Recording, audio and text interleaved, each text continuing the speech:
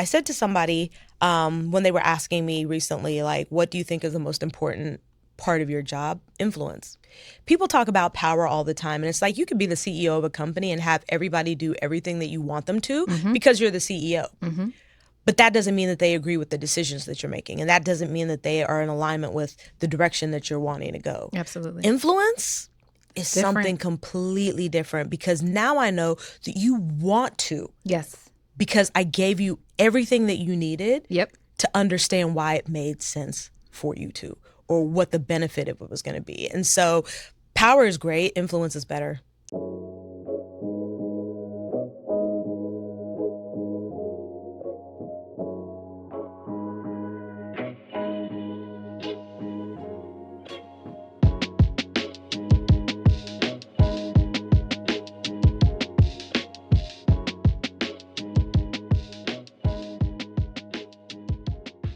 From leading internal communications in both the nonprofit and for-profit spaces, her story is one of purpose, empathy, and impact.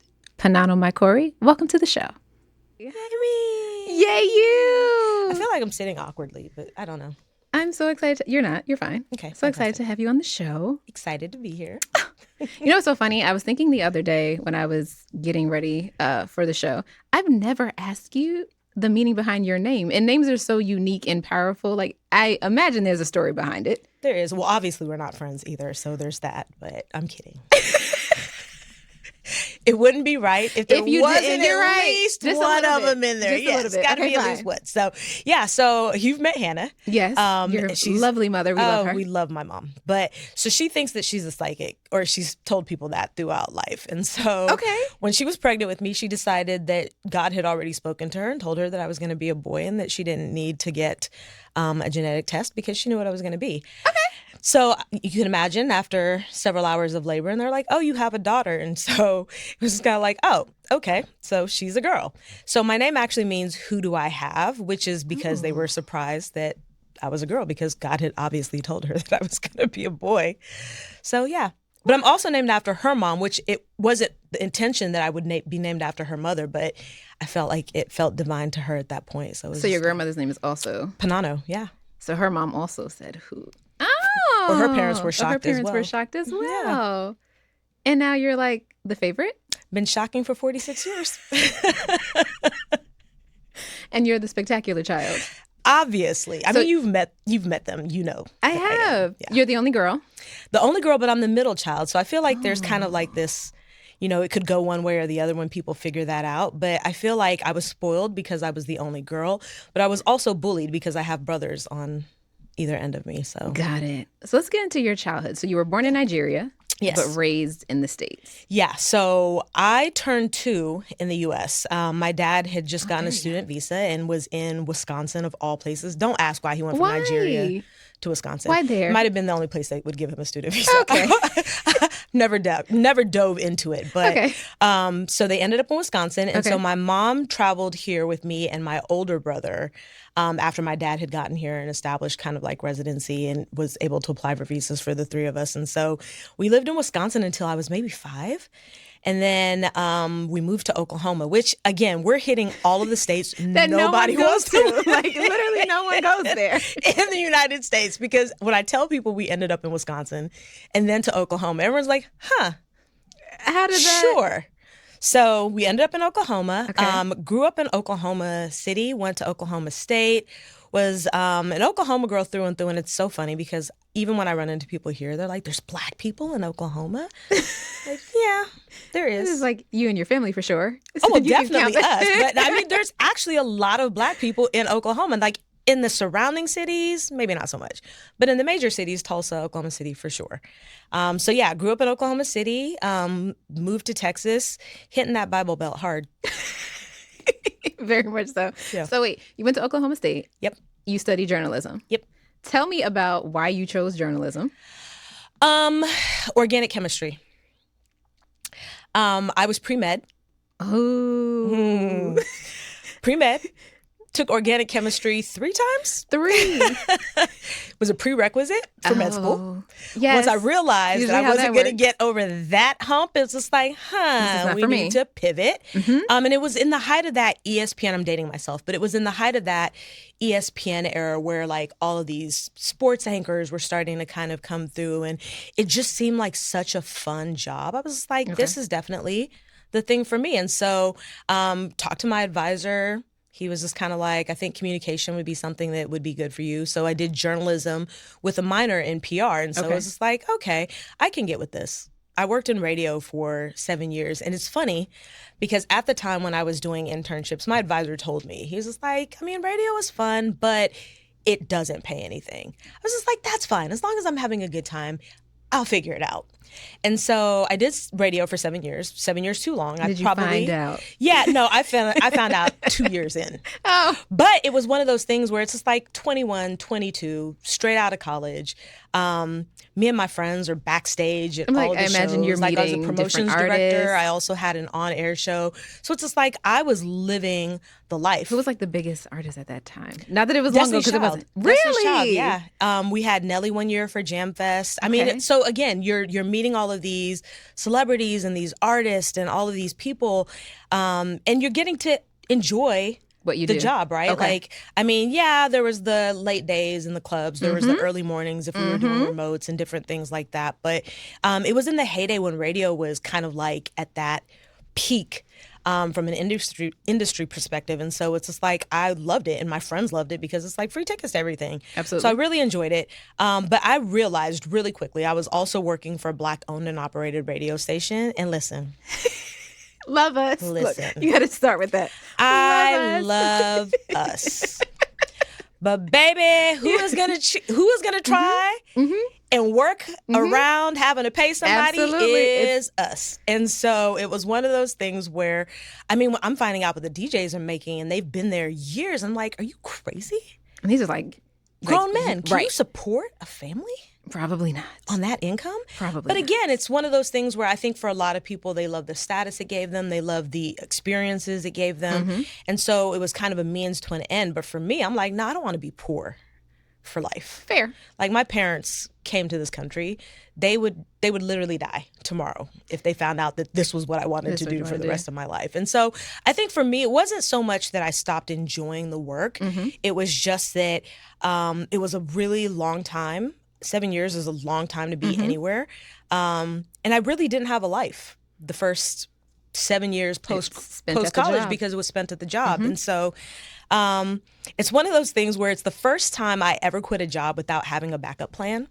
Literally went in one day. Would you advise that? No, I wouldn't. I mean, I went into the office that day and I was just like, I'm not feeling this. And I remember just kind of packing up my stuff. And at the time, the controller came out and she was just like, is everything okay? Is everything okay? Where are you going? I'm like, I don't feel well. I think I'm gonna go home today. And they were like, well, why are you packing up your desk? I was just like, just because this is stuff I've been meaning to take home like for a while now. I'm just gonna take it all with me. And they were like, okay. And then I was like, I'll see you guys on Friday. It was Tuesday. So it was like, are you still going to be sick? Yeah, my check. Are you still going to be sick on Friday? Like, yeah, I think so. Yeah. I'll let you guys know.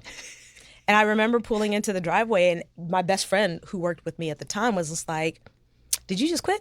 You're like, I said, no, who told you that? She's like, everybody literally was like, I think she just quit. I said, maybe I did.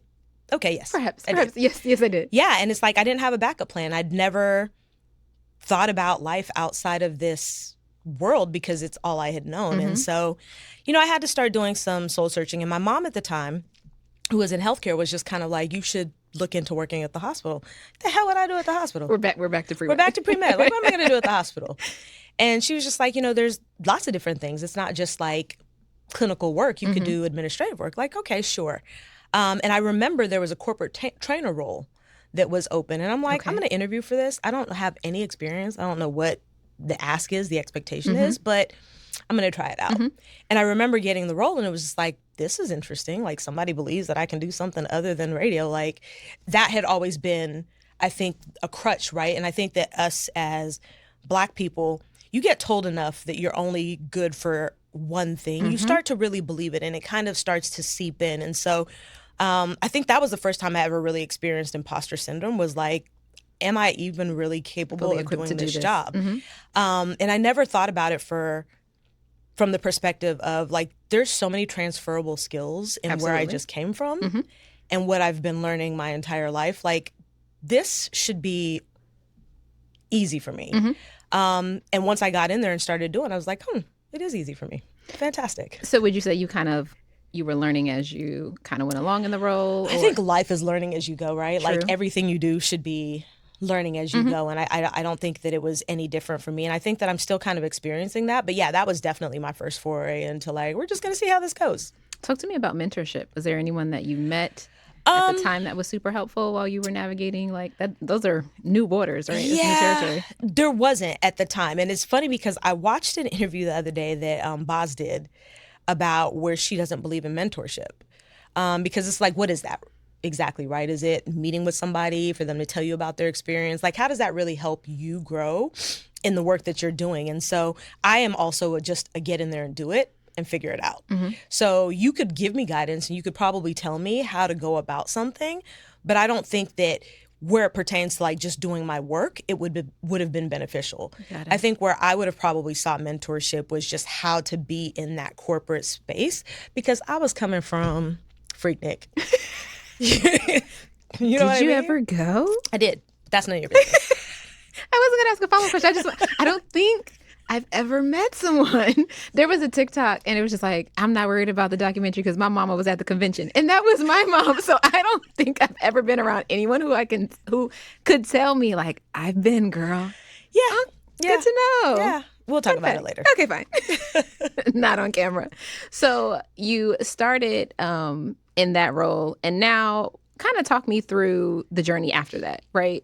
I know we were at Wells Fargo for a bit. Yeah. I mean, I think being in healthcare and getting kind of like my feet and my bearings about me in that corporate space kind of gave me that confidence. Like, okay, I can thrive in this world. So I can explore other opportunities in this world. And so I remember my first role with Wells Fargo.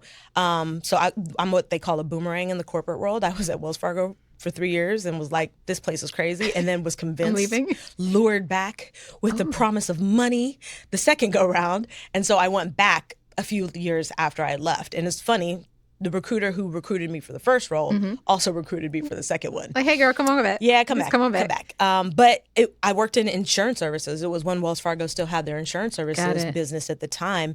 And it was my first time really being embedded with what I call the white male workforce. Got it. Because that's a completely different subset of corporate America. Absolutely. And if you've ever been in finance, like, people talk about finance bros all the time, and it's truly a culture. And it's a crazy one to kind of actually witness because, again, for the insurance services side, I'm working with producers who are out there, like they're salespeople essentially, right? And they very much have that like, all the deals go down on the golf course and very billionaire boys club I'm not vibe. Golfing. Yeah, very billionaire boys club vibe. And it was just one of those things where it was something very different from healthcare because so many of the leaders were men. Whereas in healthcare, a lot of the leaders were women, right? Like you've got your clinical nurses and your dietitians, and it's a very equal playing field where finance, I think at the time was very one-dimensional in terms of women did administrative roles and men were the ones that went out there and killed and brought everything back in, right?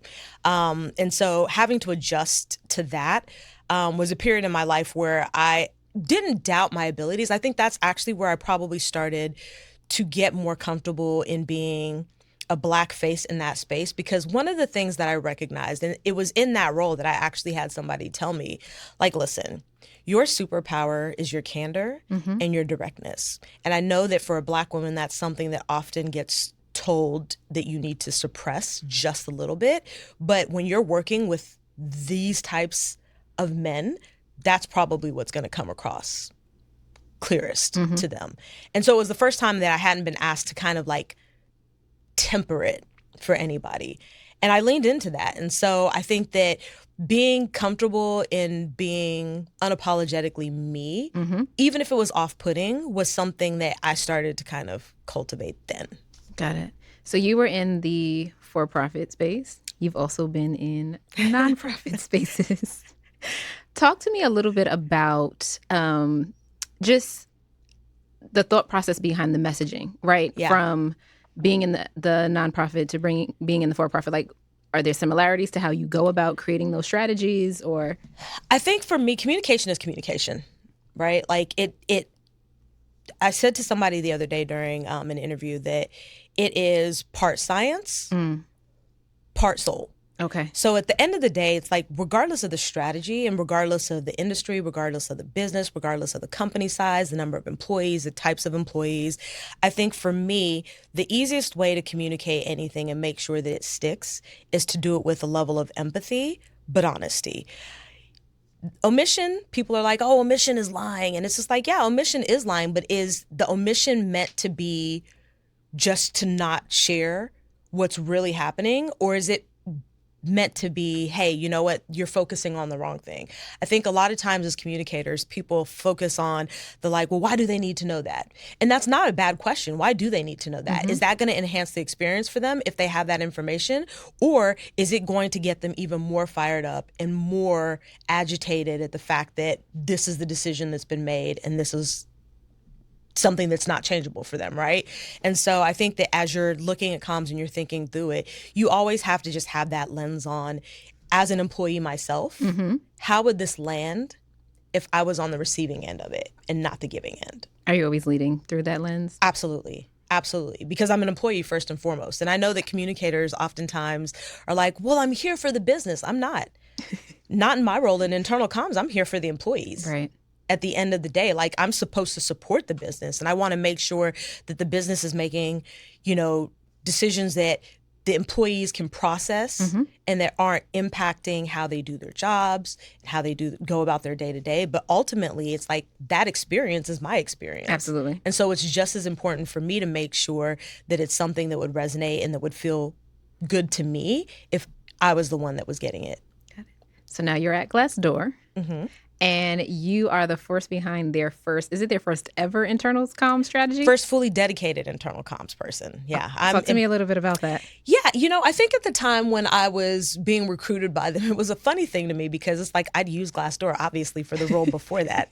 We had some things to say. And the role before that. Which, by the way, let's just go on record and say Nponano can do absolutely nothing about your company's review. Nothing. I actually have one in my LinkedIn inbox right now who's trying to get me to remove 3 reviews. Like, I didn't put those up there and I can't do it. I literally don't have the power. Right. You know what I mean? The only people in our company that have the power to do that is our moderation team. And I can tell you right now, they're not going to do it unless they investigate and can truly prove that it's a fraudulent review. Got it. Which they do their due diligence, and shout out to that team because God bless them. I would never want that job.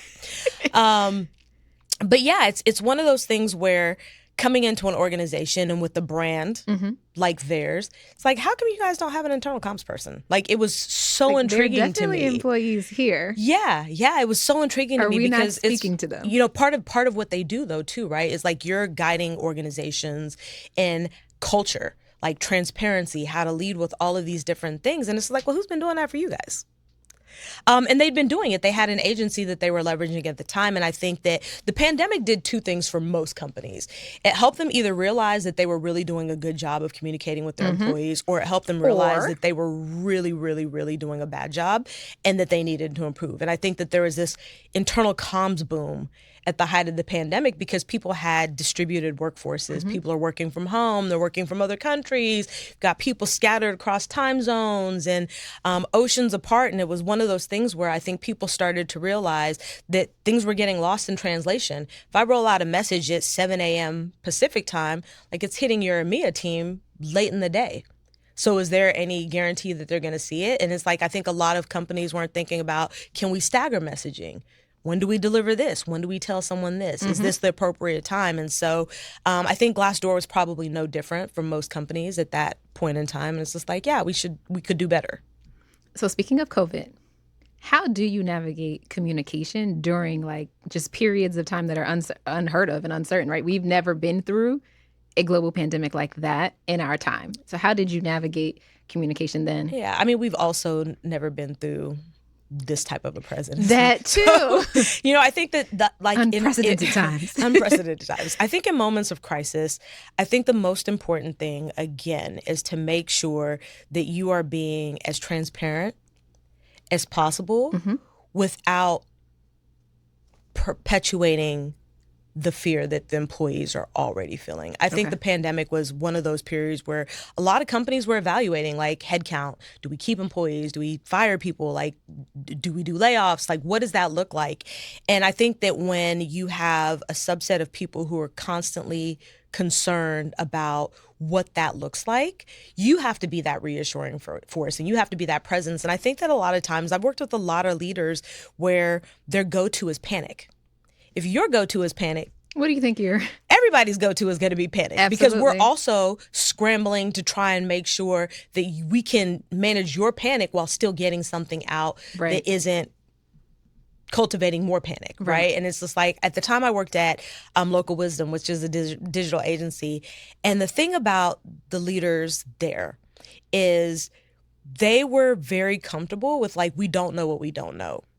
And so I think that as a communications person, too, a lot of times you're trying to figure out if you're actually a strategic partner to them, if they see you as another extension of, something that they can leverage to create impact within their organization or not. And I think that it was in that moment for me where I was like, aha, this is the power of being in a position where I have their ear. Because I think when we started talking about like, what does headcount look like? Yeah, we had layoffs, but could the layoffs have been worse had they not been willing and open to listening to other alternatives? Right. Absolutely not. One of the things that I did with our ops manager at the time was we looked at the space. Like, we're paying for office space that nobody can come into. Does it make sense for us to keep this office space? No. So we put together a plan, like, how do we go to them and get them to see the value in letting go of this space as a way of saving headcount? And they were open to it because at the end of the day, it's like, we see you as a strategic partner.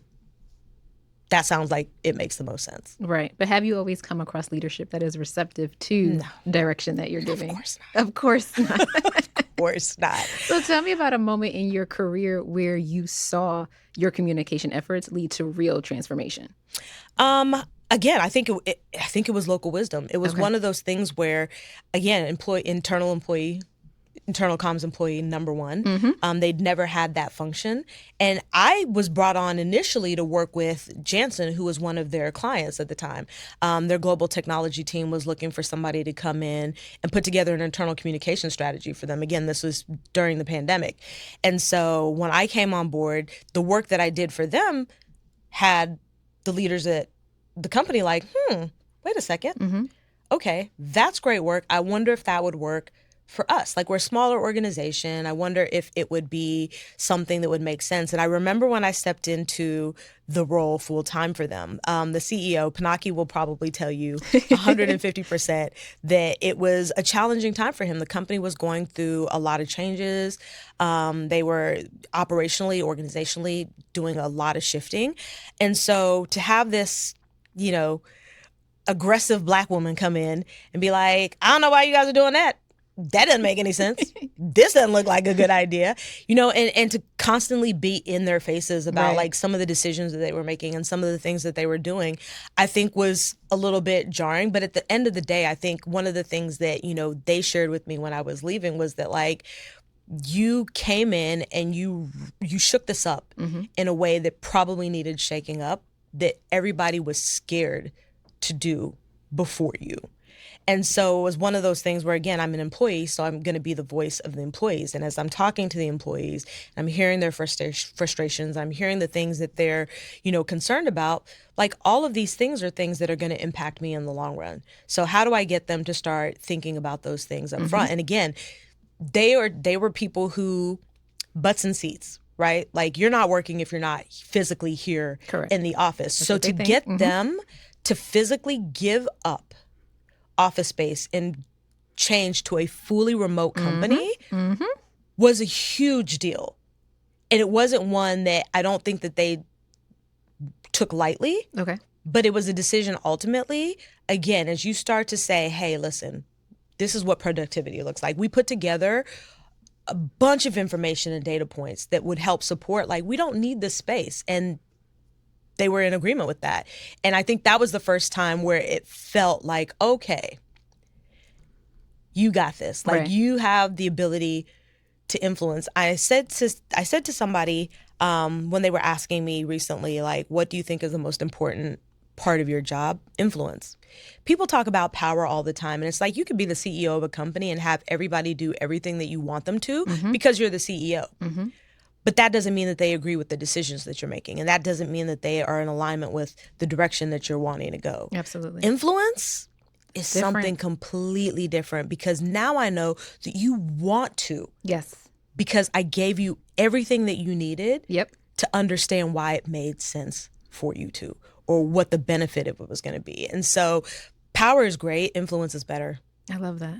So it's safe to say that the imposter syndrome that you experienced at the beginning of your career is no longer in the room with you? No. Really? No. Yeah. I think that, I still go through moments of it, right? And it's just like I'm around, when I'm around people who I look at and like, you've done a phenomenal job. And when I have that backstory and I know and I understand. So when we were talking about mentors, my mentor now, Sean Lewis, she is the chief learning officer. Yeah, shout out to Sean. She's the chief learning officer at US Bank. And she was one of the first people that I worked under when I was at Wells my second time around. Okay. She's this Black woman who is in this leadership position, who I saw work her way up to that level, and the way she conducted herself with a tenaciousness, but also with an honesty and with an unapologetic, but this is how I'm going to do things because this is how I am. It really kind of, it helped me say, okay, you're scratching the surface of what you could possibly be. Like, if I keep watching and observing all of these people who are doing these things that I admire and think are phenomenal, I realize like I'm probably just like a small cog in the space that I want to be in, right? And so, I still walk in a room sometimes and I'm not sure necessarily if I'm in that space, but I think that it's becoming fewer and far between that I feel that and that I'm experiencing that. But yeah, I feel like imposter syndrome is also healthy to an extent, right? Because it's going to push you. True. It's going to push you to kind of I love that perspective. Prove, that you do belong if you don't feel like you do right away. So you mentioned that you do have a mentor, and I know that you also mentor and give back as well. So I want to ask you, what are you hoping to instill in the next generation of communicators? I mean, it's already shifting, right? Like, I remember when I first started focusing, especially on internal comms, and even to this day now, I walk into rooms and there's very few of me. I remember when I joined Glassdoor. Yeah, I remember when I joined Glassdoor. One of the first things that I said to the hiring manager at the time was just like, there's two things that I know for sure about internal comms teams. They're going to be comprised of two types of people: white women, gay white men. That's fantastic if that's the culture that you guys want to continue to cultivate. But at the end of the day, you lose out on so much perspective when the room looks like you.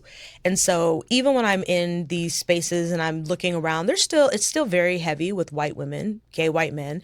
I think that I'm starting to see more people that look like me, more women of color in these spaces. So I feel like for the generation coming up, they're probably not going to have as much to overcome because of the fact that they have people in the space now who are also thinking about that generation. Keeping that door open. Yeah, like I'm a big proponent of, DEI is great, but I'm always going to hire talent. But I also feel like being able to hire talent means being able to see what isn't necessarily on paper. So if it's not on their resume, when you talk to them, do you see that potential in them? And so giving opportunities to people who may not be traditional candidates, I think is super important. And so I think with, the generation coming up behind us again, they're going to have more of that because there's a lot more people that think like me and who are kind of, acting on that in real time. And so, the hope is that there's not as many obstacles. You have helped so many brands and companies kind of shape their messaging, right? I want to ask you, how do you personally stay grounded and connected to your why? I mean, I think my parents are my why. and I think that we've talked about this. I think that anybody who is an immigrant or the child of immigrants, right, like your first generation in a new place, I think that there's always this level of like they sacrificed so much to get here, to get me here. I feel almost like a sense of duty. And I know that therapists might be like, that's unhealthy. It's not unhealthy because at the end of the day, I think that for me, it gives me purpose when I don't find it in anything else. Because at the end of the day, the only thing that's ever going to be true and through about me is that I will always and forever be Hannah and Abraham's child. That doesn't change in this lifetime or the next. And so I strive to make them proud. Like their opinion of me is the only opinion of me that matters ever in my life. Partner might be like, hey, wait a second, what about me? What about me? Love him. And his opinion is important too. But their opinion of me is what got me here. That's what shaped the version of me that everybody gets. And so, it doesn't take a lot for me to kind of understand my purpose and my why. It's them. I love that. You are one of one. So excited that you came to just chat. I hope I'm one of one. If there's another Nponano out here, I'm going to kill you. Oh, God. I'm going to kill you. No, you are one on one. And I want you to know that at the place of employment that we met at. Why don't you want to say it? No. We don't give them shout outs? No, we do not. I'm with that. I remember the first time we met, and I remember also just watching you own the room and the spaces that you were in. And so I want you to know that while the audience knows we're friends in real life, I appreciate you so much. It's been very inspiring to watch you be authentically who you are. And it's also helped to inspire me to be the same, right? I've always, for the most part, have had a history of like, I'm kind of quiet in meetings. I don't really have something to say. And I might be burning with something to say, but I'm afraid to say it, right? Because I don't know if it's going to be received or not. And I've watched you own rooms. And to what you said earlier, like, that doesn't make sense. Why are we doing that? And so while I may not say it as bluntly as you, I have felt more comfortable to, right?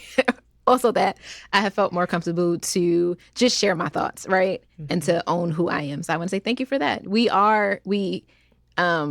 evidently become who we watch, right? And so you've been a great example of that for me. So shout out. Yeah, I mean, listen, I will say that you don't give yourself far enough credit. No, stop. No, you don't. You don't give yourself enough credit for being someone who was already stepped into greatness. You just got to lean into it more. And you got to believe it. I mean, I could tell you all day long. This is step one. Look, doing this. Yeah, I can tell you all day long, but if you don't believe it, it's not going to matter, right? And so I think that that's also the power of words. Like, people say all the time, oh, your words hurt me, and oh, this really moved me. I think Maya Angelou said it. People will always remember what you said.